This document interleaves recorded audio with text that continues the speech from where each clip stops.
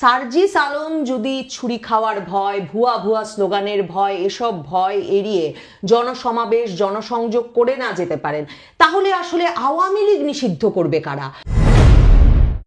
আজকের এই নবনীতা চৌধুরীর বয়ান থেকে আমি আসলে আনুষ্ঠানিক অনুরোধ জানাতে চাই বাংলাদেশ সেনাবাহিনী এবং সেনাপ্রধানকে, যাতে বাংলাদেশের রাজনীতির অত্যন্ত গুরুত্বপূর্ণ নেতা, তরুণ নেতা সার্জিস আলম, এনসিপির উত্তরাঞ্চলের মুখ্য সংগঠক, তার নিরাপত্তার জন্যে সেনাবাহিনী মোতায়েন করা হয়। মানে সেনাপ্রধান আমাদেরকে ফেব্রুয়ারি মাসে জানিয়েছিলেন যে 30,000-এর মতো সৈন্য সারা বাংলাদেশে নাকি আমাদের জানমালের নিরাপত্তা দেওয়ার জন্য মোতায়েন আছে। তো বাংলাদেশের যে অভিজ্ঞতা আমাদের 8 মাসে, আমরা ওই 30,000 সৈন্যের কোনো হাজারকে বা কাউকে কখনো সময় মতো ঘটনাস্থলে উপস্থিত হতে দেখতে পারিনি, কিংবা আসলে কাউকে কোনো নির্যাতন থেকে বাঁচাতে পারতে দেখিনি বা তাদের জানমালও রক্ষা করতে দেখতে পারিনি। বরং এখন সেনাবাহিনীর উচিত সেই 30,000-এর কয়েক হাজার সার্জিস আলমের মতো গুরুত্বপূর্ণ নেতার জানমাল এইগুলোর সংরক্ষণে নিয়োজিত করা। সেই আনুষ্ঠানিক অনুরোধ জানানোই আসলে আজকে আমার এই নবনীতা চৌধুরীর বয়ানের মূল কথা। কারণ আপনারা দেখেছেন কিনা জানি না, সার্জিস আলম তার এলাকা মানে উত্তরাঞ্চল বগুড়ায় কালকে গেছেন আওয়ামী লীগ নিষিদ্ধের দাবিতে। মানে এনসিপি তো সারা বাংলাদেশ জুড়ে আসলে আওয়ামী লীগ নিষিদ্ধের দাবিতে মিছিল সমাবেশ করবে বলে কর্মসূচি ঘোষণা করেছে। তো সেই আওয়ামী লীগ নিষিদ্ধের দাবির মতো বিরাট দাবি, জনদাবি বলে যাকে তারা অভিহিত করছেন, সেই দাবি নিয়ে তিনি গেছেন বগুড়ায়। আর ওইদিকে বৈষম্য বিরোধী ছাত্র আন্দোলনের একটি গ্রুপ শুধু যে পাল্টা সভা ডেকেছে তাই নয়, সার্জিস আলম নাকি জামাত শিবির এবং আওয়ামী লীগের লোকজনকে এনসিপির মধ্যে পুনর্বাসিত করছেন। এই অভিযোগে তারা সেই সভাস্থলে গিয়ে ভুয়া ভুয়া স্লোগান দেওয়া শুরু করে। এরপরে দুই পক্ষের মধ্যে মারামারি লেগে যায় এবং মারামারির ফলে 30-35 জন আহত হয়। এদের মধ্যে ছুরিকাঘাতে আহত ব্যক্তিরা হাসপাতালে এখন চিকিৎসা নিচ্ছে। তার মানে চাকু ছুরি নিয়েও ওই সভায় লোকজন জড়ো হয়েছিল। অবস্থা এমন বেগতিক হয় যে সার্জিস আলমের মতো গুরুত্বপূর্ণ নেতাকে, তার মতো বাংলাদেশের রাজনীতির একজন শীর্ষস্থানীয় নেতাকে তার দলীয় সভা মঞ্চ থেকে 4 মিনিটেরও কম সময়ের মধ্যে বক্তৃতা শেষ করে মঞ্চ থেকে নেমে মিছিলে যোগ দিতে হয়। তো সেই যে এই ঘটনা এবং সেই মিছিল আবার সামনে পেছনে অসংখ্য পুলিশের প্রহরার মধ্যে সারা বগুড়ার সাতমাথা চক্কর প্রদক্ষিণ করতে হয়। তো এই অবস্থায় তো আসলে রাজনীতি করা যায় না। সার্জিস আলমের মতো নেতা যদি রাজনীতি করতে না পারেন, তাহলে আসলে সেনাবাহিনী টিকবেন কি করে, মানে সেনা প্রধান টিকবে কি করে? কারণ ভুলে তো যাওয়া যায় না, কদিন আগে যখন হাসনাত আবদুল্লাহ বললেন যে সেনা প্রধান নাকি এমন ধৃষ্টতা দেখিয়েছেন যে তিনি বলেছেন একটা রিফাইন্ড আওয়ামী লীগ তৈরি করতে হবে এবং আওয়ামী লীগকে নির্বাচনে আসতে দিতে হবে। তো হাসনাত আবদুল্লাহ একদম হুমকি দিয়ে দিয়েছেন ফেসবুকে। তখন সেনাপ্রধান আপনার পাশে কে দাঁড়িয়েছিলেন?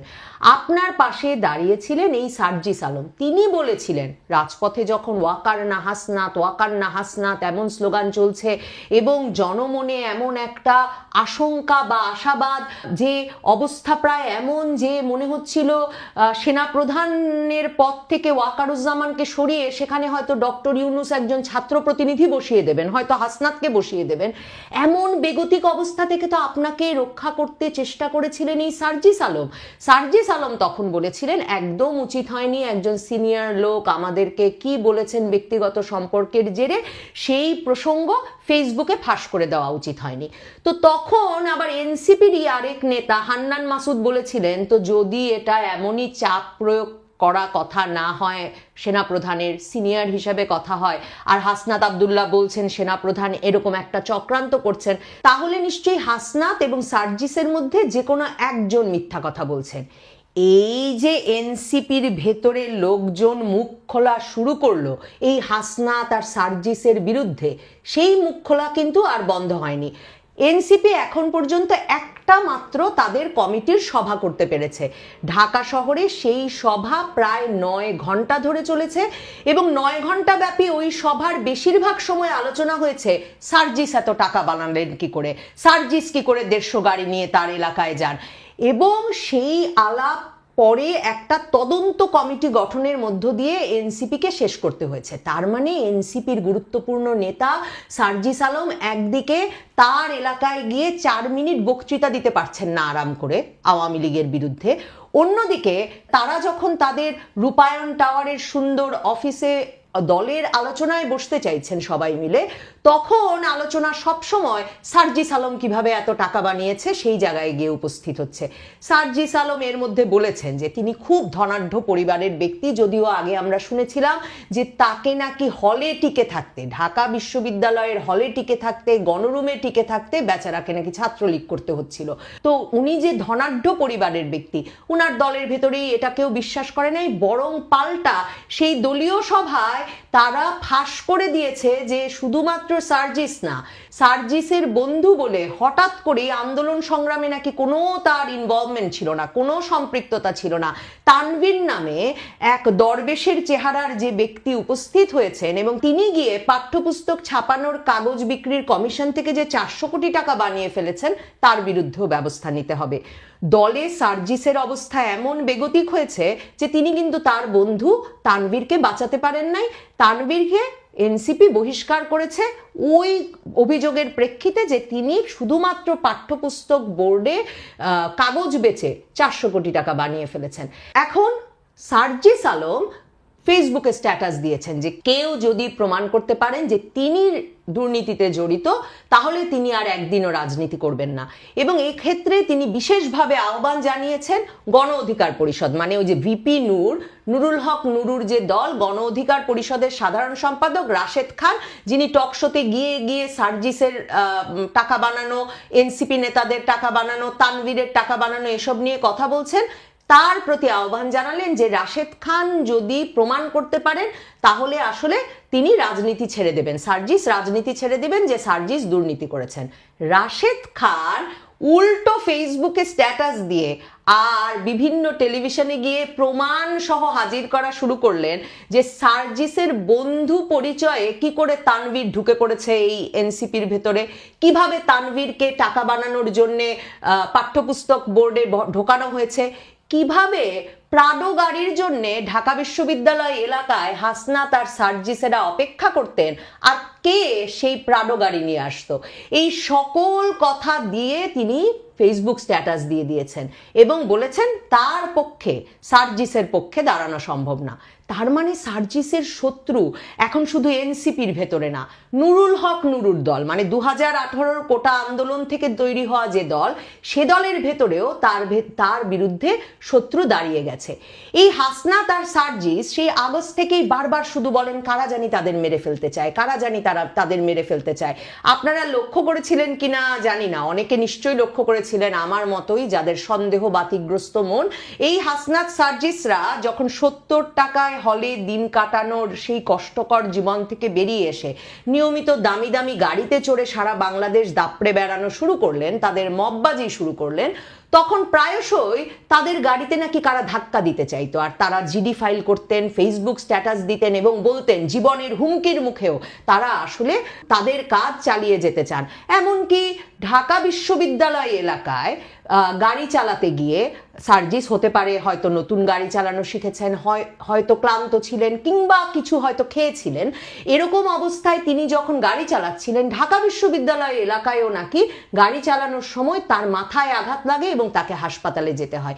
এই যে প্রায়শই তারা আহত হয়ে যান, তাদেরকে নাকি মৃত্যুর মুখে কেউ ঠেলে দেয়, কোনো একটি পক্ষ নাকি তাদের মেরে ফেলতে চায়, এই আওয়াজ তারা কিন্তু সেই আগস্ট মাস থেকে তুলছেন। তো এই দামি নেতৃবৃন্দের ভেতরে তাদের একেবারে মানে আভ্যন্তরীণ বলয়ে, তাদের ঘরের ভেতরে যখন তাদের এত শত্রু, তাদের মিত্র দল গণ অধিকার পরিষদের ভেতরে যখন তাদের শত্রু, তারা যখন তাদের এলাকায় গিয়ে ইফতার পার্টিগুলোর কথা মনে করুন, একটা ইফতার পার্টি এনসিপি শান্তিতে শেষ করতে পারেনি রোজার মাসে। তো এই অবস্থায় যখন তাদের এলাকার জনসভায় ছুরি নিয়ে ঘুরছে, শুধু কি পুলিশ আসলে বেশি দিন পারবে? আপনারা যদি এমনকি মিছিলের চেহারাটা দেখেন তাহলে বুঝবেন এই মিছিল কখন আসলে উচ্ছৃঙ্খল জনতায় পরিণত হতে পারে সেটা নিয়ন্ত্রণের কোনো ক্ষমতা সার্জিসের থাকার কথা না। কাজে আমার মনে হয় সেনাপ্রধানের দ্রুত ব্যবস্থা গ্রহণ করা উচিত এবং সেনাপ্রধানের নিরাপত্তা দেওয়া উচিত। কারণ সার্জিসের পাশে হাসনাত কিন্তু আর নাই। হাসনাত আবদুল্লাহ আর সার্জিস এই দুইজন তো দুজনের শক্তি ছিলেন। তো এই দুজনের শক্তি থাকা এখন হাসনাতের সঙ্গেও যখন সার্জিসের একটা দূরত্ব হয়ে গেছে, তখন আরো বেশি করে সেনাপ্রধানের উচিত সার্জিস আলমের পাশে গিয়ে দাঁড়ানো। কারণ সার্জিস আলম যদি বক্তৃতা লম্বা সময় ধরে দিতে না পারেন, সার্জিস আলম যদি ছুরি খাওয়ার ভয়, ভুয়া স্লোগানের ভয়, এসব ভয় এড়িয়ে জনসমাবেশ জনসংযোগ করে না যেতে পারেন, তাহলে আসলে আওয়ামী লীগ নিষিদ্ধ করবে কারা?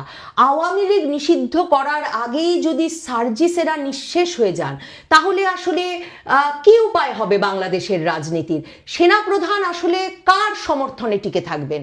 এই অবস্থায় আসলে সেনাপ্রধানের ব্যবস্থা নেওয়া উচিত, পাশে দাঁড়ানো উচিত। এই কথাটুকু বলতেই আসলে আজকের নবনীতা চৌধুরীর বয়ান।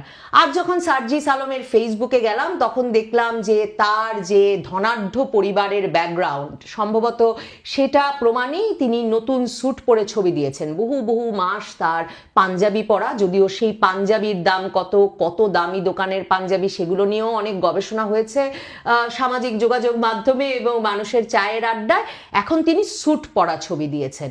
কিন্তু আমার মনে হচ্ছে ক্রমাগতভাবে তাদের স্যুট থেকে, তাদের গাড়ি থেকে যা সয় সম্পত্তি তারা গত 8 মাসে গড়ে তুলেছেন, তার দিকে যেভাবে বাংলাদেশে তাদের সঙ্গে আন্দোলনে থাকা, কিংবা তারা সারা বাংলাদেশ জুড়ে বৈষম্য বিরোধী ছাত্র আন্দোলন, তারপরে জাতীয় নাগরিক পার্টি গঠনের আগেই কি নাগরিক কমিটি গঠন করেছেন, এসব করে টোরে তারা যত রকম বাহিনী গড়ে তুলেছিলেন, সেই সকল বাহিনীর তরুণদের আসলে চোখ পড়ে গেছে তাদের স্যুট, তাদের গাড়ি, তাদের পরিবারের ধনাঢ্য অবস্থায়, এসব গল্পের দিকে।